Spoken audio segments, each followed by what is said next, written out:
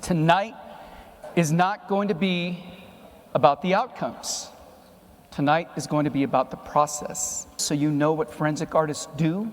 You know how they interview eyewitnesses about crimes and then come up with a sketch. Well, what a lot of my colleagues tell me when they see a sketch on the news, on the newspaper, right? Television, online, whatever, they say, hey, Gil, what do you think about that sketch? What I always ask is, how did they get that information? Not the way it looks, because I'll be honest with you, there are some sketches out there that look pretty cartoonish. And you probably say to yourself, how the hell are they going to find that guy or that girl?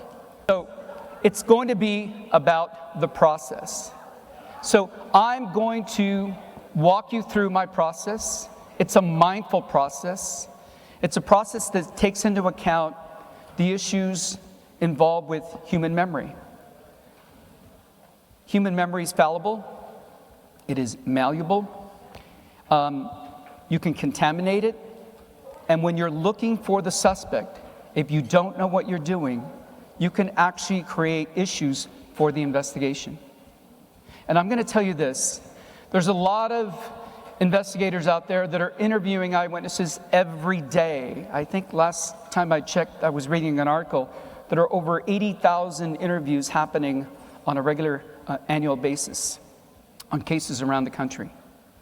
And yet, no one is scrutinizing how they're gathering that information. Because to be honest with you, think about it, most of the time it's very benign. They're just asking questions, hey, what happened? And the way they're asking, the way that they're going about trying to get information looks like it's very impressive. It looks like they're gathering more information, but in reality, they actually may be changing the testimony of that eyewitness, and that is dangerous.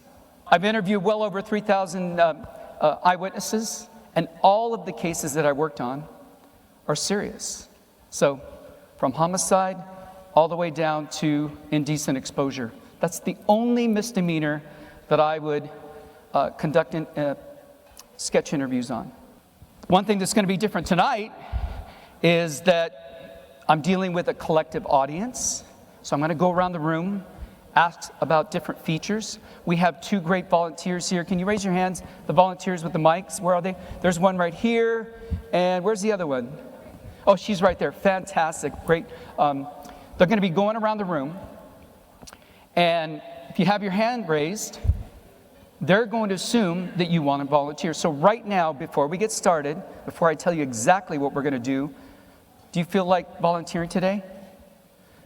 All right, so they can see who you are, and what's going to happen is as I get going, they're going to go to those tables and say, here you go. All right, so you can put your hands down now. We're not ready to go. Here's what's going to happen. The truth is, we don't have trauma in the room, right? You guys are all having fun. You all had a great day, I hope. You all enjoyed the presentations that you've experienced today, right? The one thing that we can't replicate here is the trauma of an eyewitness, right? Because that's something that I deal with on a regular basis. So, what I can do for you, because remember, this is inside baseball stuff, is that I can show you what I'm doing and what I'm thinking about as I go through the process. It's the same process that I use on every single case. And I think that's important for you to understand, because who knows, some of you are writers, some of you are producers, some of you are thinking, wow, this would be a great character for my new idea of a book.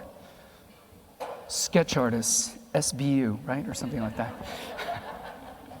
Anyway, so that's obviously is going to be different, right?